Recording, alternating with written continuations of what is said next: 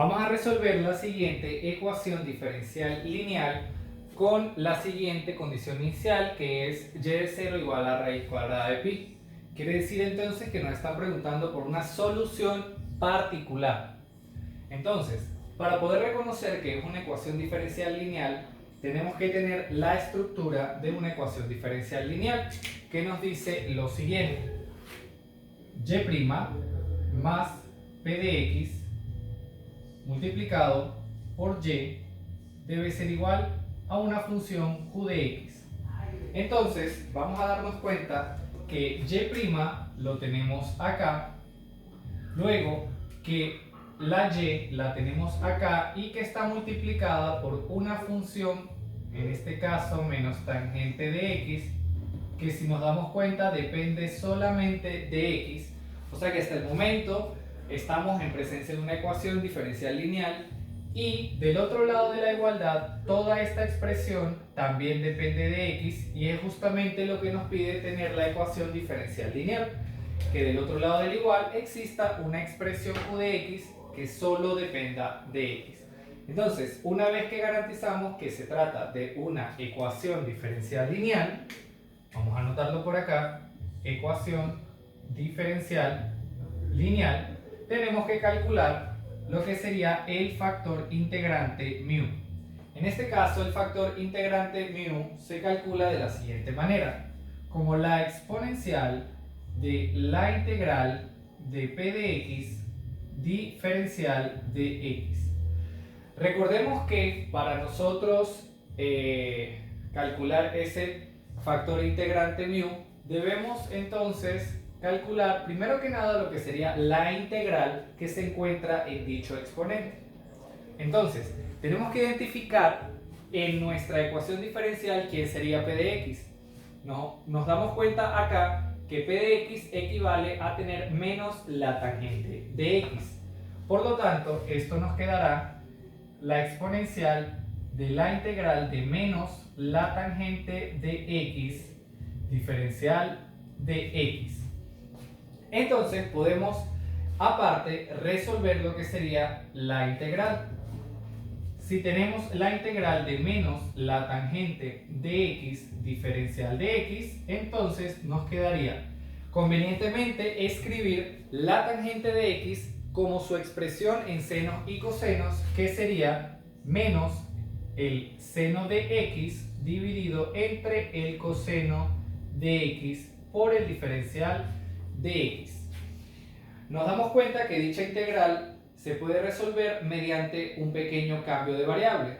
Si decimos entonces que u va a ser igual a el coseno de x, debido a que la derivada del coseno de x nos da menos seno de x, y es justamente lo que obtenemos en el numerador.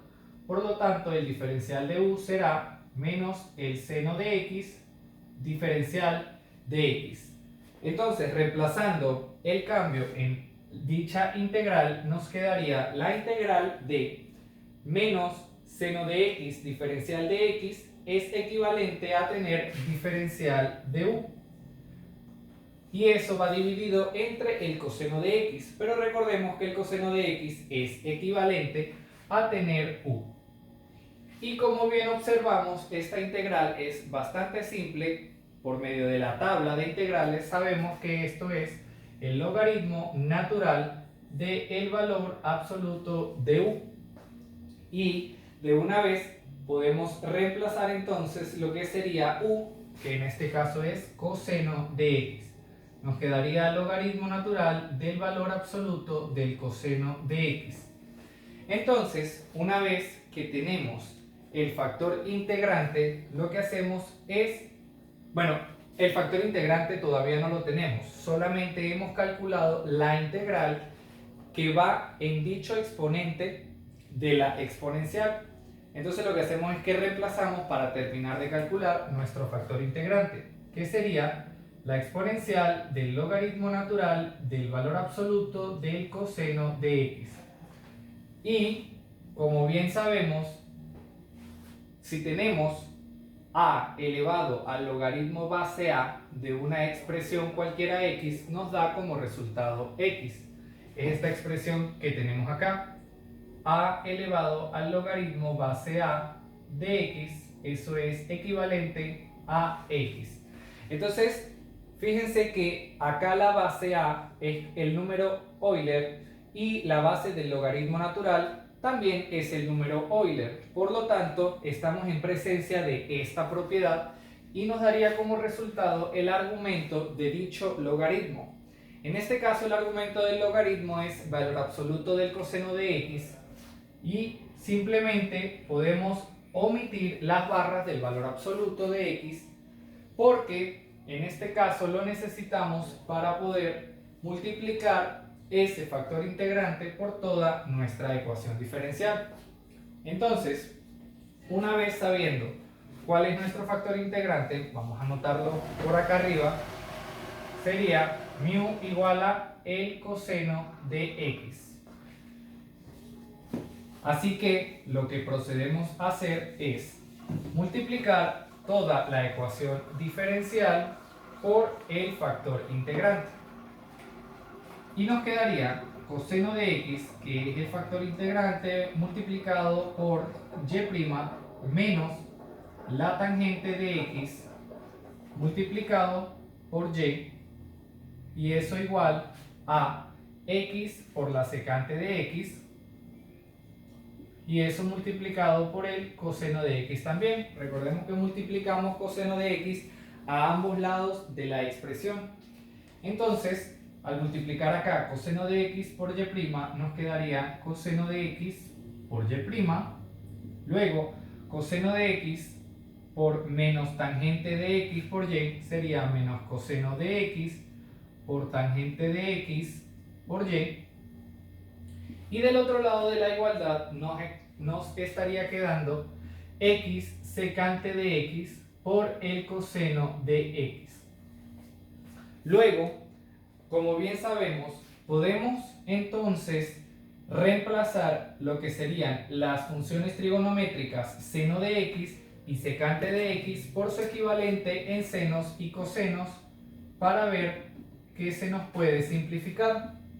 Recordemos entonces que la tangente de x, lo vamos a anotar por acá, la tangente de x es equivalente a tener el seno de x sobre el coseno de x, y la secante de x es equivalente a tener 1 sobre el coseno de x. Entonces, si hacemos ese reemplazo, nos quedaría la ecuación diferencial de la siguiente manera: coseno de x multiplicado por y' menos el coseno de x multiplicado por tangente de x, que lo podemos reemplazar por seno de x sobre coseno de x, y eso va multiplicado por y del otro lado de la igualdad tenemos x por secante de x, pero bien podemos reemplazar secante de x por 1 sobre el coseno de x, y esto por el coseno de x. Entonces observamos acá que en este término se puede simplificar el coseno de x, y acá también se puede simplificar el coseno de x, y nos queda una expresión mucho más sencilla.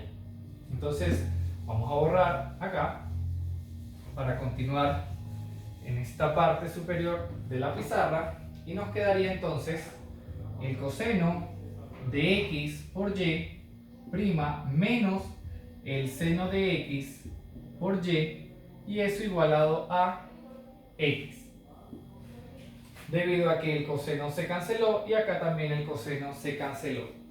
Una manera entonces de comprobar que vamos bien es que lo que nos queda antes de la igualdad corresponde justamente a la derivada del producto del factor integrante multiplicado por y.